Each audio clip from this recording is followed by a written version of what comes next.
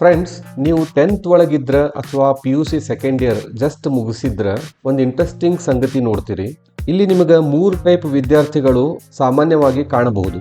ಒಂದನೇ ಟೈಪು ತಮ್ಮ ಮುಂದೆ ಏನ್ ಡಿಫಾಲ್ಟ್ ಮಾರ್ಗ್ ಅದ, ತಮ್ಮೂರೊಳಗ BSc ಇದ್ರ, BCom ಇದ್ರ, BA ಇದ್ರ, ಅಥವಾ ಮೊದ್ಲಿನಿಂದನ ನಾನು ಇಂಜಿನಿಯರಿಂಗ್ ಮಾಡಬೇಕು ಅಥವಾ ಮೆಡಿಕಲ್ ಮಾಡಬೇಕು ಅಂತ ಹೇಳಿ ಡಿಸೈಡ್ ಆಗಿತ್ತಂದ್ರ ಅದಕ್ಕೆ ಹೋಗ್ತಾರ.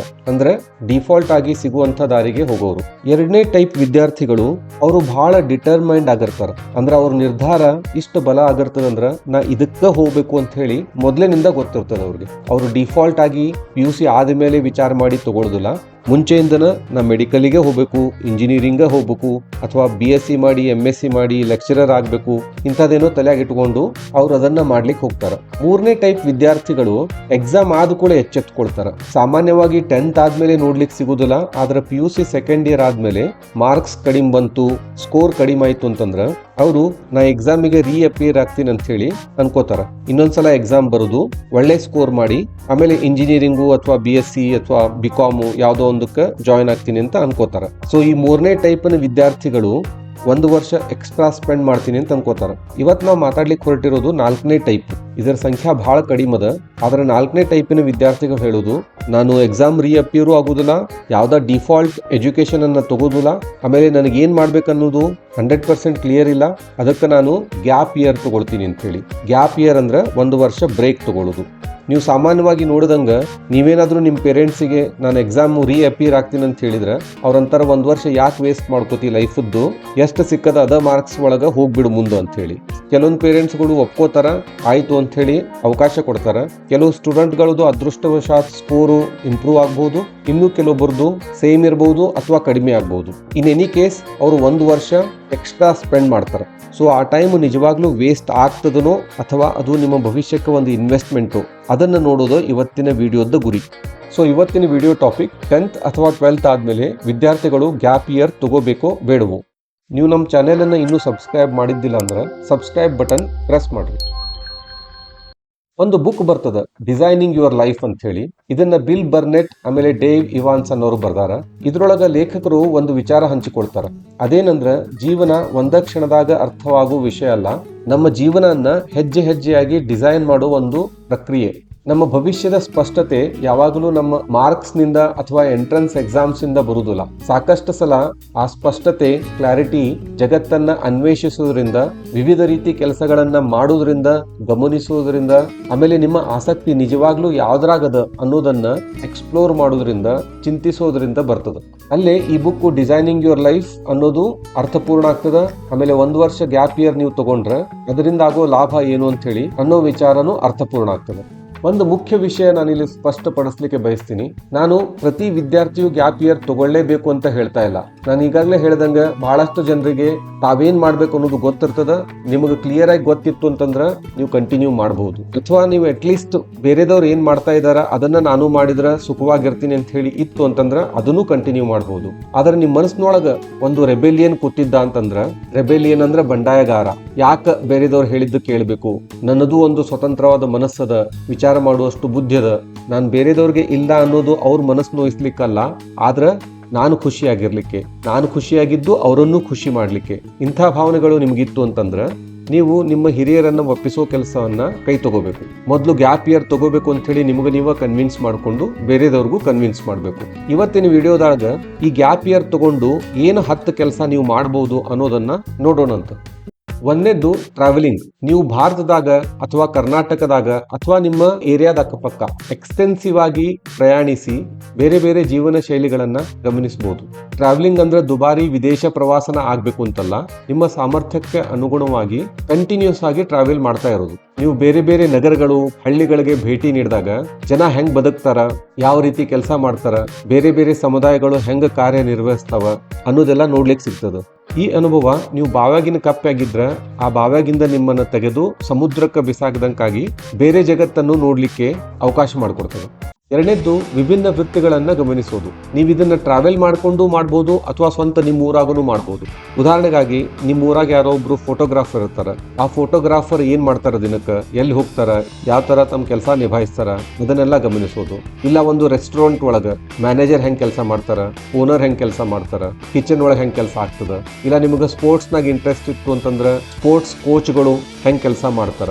ಈ ರೀತಿ ನಿಮ್ಮ ಊರೊಳಗ ಅಥವಾ ಅಕ್ಕಪಕ್ಕದಲ್ಲಿ ಇರುವಂತ ಬೇರೆ ಬೇರೆ ವೃತ್ತಿಗಳೇನಿರ್ತಾವ ಅವುಗಳನ್ನ ಮಾಡೋ ಜನರನ್ನ ನೆರಳಿನಂಗ ಫಾಲೋ ಮಾಡೋದು, ಅವರಿಂದ ಅನುಭವವನ್ನ ತಗೊಳ್ಳೋದು. ಮೂರನೇದ್ದು ಸಣ್ಣ ಸಣ್ಣ ವ್ಯಾಪಾರದೊಳಗ ಇಂಟರ್ನ್ ಅಥವಾ ಸಹಾಯಕ ಅಂತ ಹೇಳಿ ಕೆಲಸ ಮಾಡೋದು. ನಿಮ್ಗೆ ಆಕ್ಚುಲ್ ಆಗಿ ಪ್ರಾಕ್ಟಿಕಲ್ ಆಗಿ ಕೆಲಸ ಮಾಡೋದು ನೀವು ಬುಕ್ನಾಗ ಏನು ಓದ್ತೀರಿ ಅದಕ್ಕಿಂತ ಜಾಸ್ತಿ ಪಟ್ಟು ಅನುಭವ ಆಮೇಲೆ ನಾಲೆಜ್ ಅನ್ನ ಕೊಡ್ತದೆ. ಒಂದು ಸಣ್ಣ bakery, photo studio, travel agent, restaurant, kirana shop, ಯಾವ್ದೋ ಒಂದು ಸಣ್ಣ ಸಣ್ಣ ವ್ಯಾಪಾರ ಇದ್ರು ನಿಮ್ಮ ಊರೊಳಗ ಅಲ್ಲಿ ಹೋಗಿ ನೀವು ಅವ್ರಿಗೆ ರಿಕ್ವೆಸ್ಟ್ ಮಾಡ್ಕೋಬಹುದು, ನಾನು ಫ್ರೀಯಾಗಿ ಕೆಲಸ ಮಾಡ್ತೀನಿ, ನನ್ನ ಕೆಲಸ ಇಷ್ಟ ಆದ್ರೆ ನೀವು ದುಡ್ಡು ಕೊಡ್ಬೋದು ಅಂತ ಹೇಳಿ. ಆಮೇಲೆ ಅವ್ರಿಗೆ ಟೈಮನ್ನು ಹೇಳ್ಬೇಕು, ನಾನು 1 ತಿಂಗಳ 2 ತಿಂಗಳ 3 ತಿಂಗಳ ಇಷ್ಟ ಕೆಲಸ ಮಾಡ್ತೀನಿ ಅಂತ ಹೇಳಿ. ನೀವು ನಮ್ಮ ವಿಡಿಯೋ ನೋಡಿದ್ರೆ ನೆನಪಿರ್ತದ, ಗುಜರಾತಿನ ಒಬ್ಬ ಕೋಟ್ಯಾಧಿಪತಿ ಮಗ ಏನೂ ದುಡ್ಡಿಲ್ದ ಕೇರಳಕ್ಕೆ ಹೋಗಿ ಸಣ್ಣ ಪುಟ್ಟ ಕೆಲಸ ಮಾಡಿ 1 ತಿಂಗಳದಾಗ ಅನುಭವ ತಗೊಂಡ. ಆಮೇಲೆ ಹೋಗಿ ತನ್ನ ಕೋಟ್ಯಾಧಿಪತಿ ತಂದೆಗೆ ಬಿಸ್ನೆಸ್ ಒಳಗೆ ಹೆಲ್ಪ್ ಮಾಡ್ದ. ಸೊ ಆ ರೀತಿ ನೀವು ಬೇರೆ ಬೇರೆ ಸಣ್ಣ ಸಣ್ಣ ವ್ಯಾಪಾರ ಒಳಗ ಕೆಲಸ ಮಾಡಬಹುದು. ನಾಲ್ಕನೇದ್ದು NGO ಅಥವಾ ಸಾಮಾಜಿಕ ಸಂಸ್ಥೆಗಳಲ್ಲಿ ಸ್ವಯಂ ಸೇವಕರಾಗಿ ಕೆಲಸ ಮಾಡಬಹುದು. NGO ಅಂದ್ರೆ ನಾನ್ ಗವರ್ಮೆಂಟ್ ಆರ್ಗನೈಸೇಷನ್. ಹೆಚ್ಚು ಇವು ನಾಟ್ ಫಾರ್ ಪ್ರಾಫಿಟ್ ಆರ್ಗನೈಸೇಷನ್ ಇರ್ತಾವ. ಸಮುದಾಯ ಕಾರ್ಯ, ಗ್ರಾಮೀಣ ಅಭಿವೃದ್ಧಿ, ಉಚಿತ ಶಿಕ್ಷಣ ಇಂಥದ್ರೊಳಗೆಲ್ಲ ಅವರು ಕೆಲಸ ಮಾಡ್ತಿರ್ತಾರ. ನೀವು NGO ಸೇರ್ಕೊಂಡು ಕೆಲಸ ಮಾಡಿದ್ರೆ ನಿಮ್ಗೆ ಒಂದು ಸೇವಾ ಮನೋಭಾವ ಹುಟ್ಕೊಳ್ತದ, ಆಮೇಲೆ ಸಾಕಷ್ಟು ಅನುಭವನೂ ಬರ್ತದ. ಐದನೇದ್ದು 1 ಅಥವಾ 2 ಪ್ರಾಕ್ಟಿಕಲ್ ಸ್ಕಿಲ್ ಅನ್ನ ಸೀರಿಯಸ್ ಆಗಿ ಕಲಿಯೋದು. ನೀವು ಹುಟ್ಟಿದಾನಿಂದ ಯಾವುದೋ ಒಂದು ವಿಷಯದಾಗ ಬೇರೆಯವ್ರಿಗಿಂತ ಜಾಸ್ತಿ ಎಕ್ಸ್ಪರ್ಟ್ ಇರ್ತೀರಿ. ಸಂಗೀತ, language, sports, graphic design, photography ಯಾವುದೇ ಆಗಿರ್ಬೋದು. ಅದಕ್ಕೆ ನೀವು ಜಾಸ್ತಿ ಟೈಮ್ ಕೊಟ್ಟು ಅದನ್ನ ಸೀರಿಯಸ್ ಆಗಿ ಕಲಿತು ಇಷ್ಟು ವರ್ಷದ ನಿಮ್ಮ ಅನುಭವ ಆಮೇಲೆ ಸ್ಕಿಲ್ ಅನ್ನ 100 ಪಟ್ಟು ಬೆಳೆಸ್ಕೊಳ್ಳೋಂಗ ಪ್ರಯತ್ನ ಪಡೋದು. ಅದನ್ನ ನೀವು 1 ವರ್ಷ ಒಳಗ ಮಾಡಬಹುದು. ಸಾಧ್ಯ ಆದ್ರ ಆ ಫೀಲ್ಡ್ ಒಳಗ ಯಾರಾದ್ರೂ ನಿಮ್ಗೆ ಗೊತ್ತಿದ್ರು ಅಂದ್ರ ಅವ್ರ ಜೊತೆ ಅಸಿಸ್ಟೆಂಟ್ ಅಂತ ಹೇಳಿ ಕೆಲಸ ಮಾಡಿದ್ರೆ ಇನ್ನೂ ಜಾಸ್ತಿ ಕಲಿಬಹುದು. ಆರನೇದ್ದು ಬೇರೆ ಬೇರೆ ಕ್ಷೇತ್ರ ಒಳಗ ಸ್ಮಾಲ್ ಟೈಮ್ ಕ್ರಿಯೇಟಿವ್ ಕೋರ್ಸಸ್ ಗಳನ್ನ ತಗೊಳ್ಳೋದು. ಈಗೀಗ ಇಂಟರ್ನೆಟ್ ಒಳಗ ಸಾಕಷ್ಟು ಫ್ರೀ ಕೋರ್ಸಸ್ ಬರ್ತಾವ. ಕೋರ್ಸೆರಾ, ಯುಡೆಮಿ, ಅನ್ಅಕಾಡೆಮಿ ಇಂಥವೆಲ್ಲ. ಅದರೊಳಗ ನಿಮ್ಮಿಷ್ಟದ ಕೋರ್ಸ್ಗಳನ್ನ ನೀವು ಮಾಡಬಹುದು. ಉದಾಹರಣೆಗೆ animation, cooking, digital marketing, hospitality, designing course, ಈ ತರ ಬೇರೆ ಬೇರೆ ಕೋರ್ಸ್ಗಳು ಅಲ್ಲಿ ಸಿಗ್ತಾವ. ನಿಮ್ಗೆ ದುಡ್ಡು ಕೊಟ್ಟು ಕಲಿತೀನಿ ಅಂತಂದ್ರ ಸರ್ಟಿಫಿಕೇಟು ಸಿಗ್ತದ, ಇನ್ನು ಒಳ್ಳೆ ಕೋರ್ಸ್ಗಳು ಸಿಗ್ತಾವ. ಏಳನೇದು ಇವೆಂಟ್ ಮ್ಯಾನೇಜ್ಮೆಂಟ್ ಅಥವಾ ಪ್ಲಾನಿಂಗ್ ಒಳಗ ಪ್ರೊಫೆಷನಲ್ಸ್ಗೆ ಹೆಲ್ಪ್ ಮಾಡೋದು. ಉದಾಹರಣೆಗಾಗಿ ಈಗ ಮದುವೆ ನಡೀತಿರ್ತಾವ, ಎಕ್ಸಿಬಿಷನ್ಸ್ ಇರ್ತಾವ, ಸ್ಪೋರ್ಟ್ಸ್ ಟೂರ್ನಾಮೆಂಟ್ಗಳು ಇರ್ತಾವ, ಟ್ರಾವೆಲಿಂಗ್ ಇರ್ತದ, ಪಿಲ್ಗ್ರಿಮೇಜ್ ಟ್ರಾವೆಲಿಂಗ್ ಆಯ್ತು ಅಥವಾ ಜಾಲಿ ಪ್ರವಾಸ, ಇಂಥವೆಲ್ಲ ಅರೇಂಜ್ ಮಾಡೋರ್ ಜೊತೆ ನೀವು ಕೆಲಸ ಮಾಡಿದ್ರೆ ನಿಮ್ಗೆ ಇವೆಂಟ್ ಮ್ಯಾನೇಜ್ಮೆಂಟ್ ಅಂತ ಅನುಭವ ಬರ್ತದ. ಆ ಇವೆಂಟ್ ಗಳನ್ನ ಹೆಂಗ ಪ್ಲಾನ್ ಮಾಡೋದು, ಹೆಂಗ ಆರ್ಗನೈಸ್ ಮಾಡೋದು, ಹೆಂಗ ಇಂಪ್ಲಿಮೆಂಟ್ ಮಾಡೋದು, ಇವೆಲ್ಲ ನಿಮಗೆ ಗೊತ್ತಾಗ್ತದೆ. ಎಂಟನೇದ್ದು ಬಹಳ ಇಂಪಾರ್ಟೆಂಟ್, ವೈಯಕ್ತಿಕ ಅಭಿವೃದ್ಧಿ ಚಟುವಟಿಕೆಗಳು ಅಂದ್ರೆ ಸೆಲ್ಫ್ ಡೆವಲಪ್ಮೆಂಟ್ ಎಕ್ಸರ್ಸೈಸಸ್. ಇದ್ರಾಗ ನೀವು ನಿಮ್ಮ ಕಮ್ಯುನಿಕೇಶನ್ ಸ್ಕಿಲ್ ಅನ್ನ ಡೆವಲಪ್ ಮಾಡ್ಕೋಬಹುದು, ಇಂಟರ್ ಪರ್ಸನಲ್ ರಿಲೇಶನ್ಶಿಪ್ ಅನ್ನ ಡೆವಲಪ್ ಮಾಡ್ಕೋಬಹುದು, ರೈಟಿಂಗ್, ಲೀಡರ್ಶಿಪ್, ಇಂಥವು ಬೇರೆ ಬೇರೆ ಟ್ರೇಟ್ಸ್ ಅಂಡ್ ವರ್ಚ್ಯೂಸ್ ಏನಿರ್ತಾವ ಅವನ್ನ ನೀವು ಎನ್ಹಾನ್ಸ್ ಮಾಡ್ಲಿಕ್ಕೆ ಉಪಯೋಗ ಮಾಡ್ಕೋಬಹುದು. ನಿಮ್ಮ ಆರೋಗ್ಯದ ಕಡೆ ಗಮನ ಕೊಟ್ಟು ನಿಮ್ಮ ದೈಹಿಕ ಮತ್ತು ಮಾನಸಿಕ ಸಾಮರ್ಥ್ಯವನ್ನ ಜಾಸ್ತಿ ಮಾಡ್ಕೋಬಹುದು.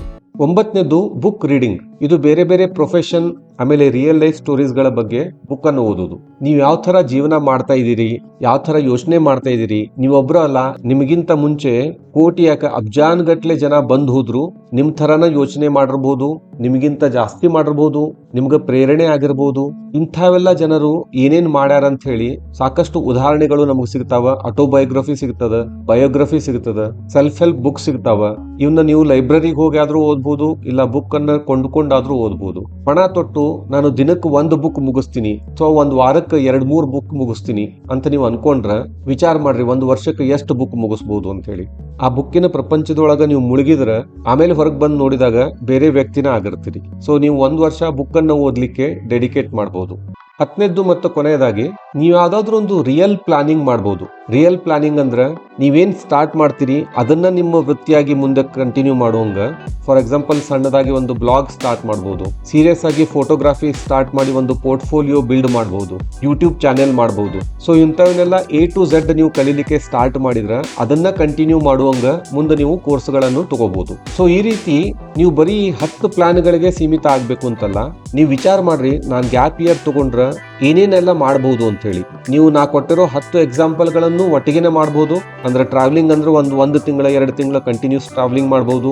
ಯಾವ್ದಾದ್ರು ಬಿಸ್ನೆಸ್ ಒಳಗೆ ಕೆಲಸ ಮಾಡಬೇಕು ಅಂತಂದ್ರೆ 1 ತಿಂಗಳು 2 ತಿಂಗಳು ಮಾಡಬಹುದು. ಹಿಂಗೆ ನೀವು ನಿಮಗೆ ಬೇಕಾದ ಟೈಮ್ ಟೇಬಲ್ ಅನ್ನ ಮಾಡ್ಕೊಂಡು ಅದನ್ನ ಎಕ್ಸಿಕ್ಯೂಟ್ ಮಾಡಬಹುದು. ಒಂದು ವಿಚಾರ ನೆನಪಿಟ್ಕೋರಿ, ಗ್ಯಾಪ್ ಇಯರ್ ಅಂದ್ರೆ ಓದಿನಿಂದ ತಪ್ಪಿಸ್ಕೊಳ್ಳೋದಲ್ಲ, ನೀವು ಎಸ್ಕೇಪ್ ಆಗ್ತಾ ಇಲ್ಲ. ನಿಮ್ಮ ದಿಕ್ಕನ್ನ ಆಯ್ಕೆ ಮಾಡ್ಕೊಳ್ಳಿಕ್ಕೆ, ಜೀವನನ ಜಾಸ್ತಿ ಅರ್ಥ ಮಾಡ್ಕೊಳ್ಳಿಕ್ಕೆ ಒಂದು ಇಯರ್ ನೀವು ಇನ್ವೆಸ್ಟ್ ಮಾಡ್ತಾ ಇದೀರಿ ಅಂತ ಅರ್ಥ. ನೀವು ಕಲಿಯುವುದು ಬರೀ ವೇಗದ ಬಗ್ಗೆ ಇರಬಾರ್ದು. ಅಂದ್ರೆ ಎಷ್ಟು ಫಾಸ್ಟ್ ಆಗಿ ನೀವು ಕಲಿಯೋದನ್ನ ಮುಗಿಸಿ ಜಾಬಿಗೆ ಹತ್ತೀರಿ ಅಂತಲ್ಲ, ನೀವು ಮುಂದೆ ಏನ್ ಮಾಡ್ತೀರಿ ಅನ್ನೋದು ಕ್ಲಾರಿಟಿ ಬರ್ಲಿಕ್ಕೆ 1 ವರ್ಷ ಹೋದ್ರೂ ಪರವಾಗಿಲ್ಲ, ಅದನ್ನ ಇನ್ವೆಸ್ಟ್ಮೆಂಟ್ ಅಂತ ತಗೊಂಡು ನಿಯತ್ತಾಗಿ ನಿಮ್ಮ ಭವಿಷ್ಯದ ಬಗ್ಗೆ ಪ್ಲಾನ್ ಮಾಡೋದು. ಆಮೇಲೆ ನೀಡ್ಲೆಸ್ ಟು ಸೇ, ಇಷ್ಟು ದಿವಸ ನೀವು ಅಭ್ಯಾಸ ಮಾಡಿರ್ತೀರಿ, 1 ವರ್ಷ ಗ್ಯಾಪ್ ತಗೊಳ್ಳೋದ್ರಿಂದ ನಿಮ್ಮ ಆತ್ಮವಿಶ್ವಾಸ ಜಾಸ್ತಿ ಆಗ್ತದ, ನಿಮ್ಮ ದೇಹ ಮನಸ್ಸು ಪುನರುಜ್ಜೀವನ ಆಗ್ತವ. ಆಮೇಲೆ ನೀವು ಯಾವುದೇ ವಿದ್ಯಾಭ್ಯಾಸ ಮಾಡಿದ್ರು ಹೆಚ್ಚಿಗೆ ಇಂಟ್ರೆಸ್ಟ್ ಇಂದ ಕಲಿಬಹುದು. ಸೊ ಈ ಗ್ಯಾಪ್ ಇಯರ್ ಅನ್ನೋದು ಕಂಪಲ್ಸರಿ ಅಲ್ಲ ಅಥವಾ ನನ್ನ ರೆಕಮೆಂಡೇಶನ್ ಅಲ್ಲ. ತಗೊಳ್ಳೋದು ಬಿಡೋದು ನಿಮ್ಮ ಇಚ್ಛೆ. ಯಾವುದಕ್ಕೂ ನಿಮ್ಮ ಪೇರೆಂಟ್ಸ್ ಜೊತೆ, ಹಿರಿಯರ ಜೊತೆ ಡಿಸ್ಕಸ್ ಮಾಡಿ ಈ ನಿರ್ಧಾರಕ್ಕೆ ನೀವು ಬರ್ಬೋದು. ಈ ವಿಡಿಯೋ ಇಷ್ಟ ಆದ್ರೆ ಲೈಕ್ ಮಾಡ್ರಿ, ಇನ್ನೊಬ್ಬರ ಜೊತೆಗೆ ಶೇರ್ ಮಾಡ್ರಿ. ಇಂಥ ವಿಡಿಯೋಗಳನ್ನು ನೋಡ್ತಾ ಇರ್ಲಿಕ್ಕೆ ನಮ್ಮ ಚಾನೆಲ್ ಅನ್ನ ಸಬ್ಸ್ಕ್ರೈಬ್ ಮಾಡ್ರಿ. ಜೈ ಹಿಂದ್, ಜೈ ಕರ್ನಾಟಕ.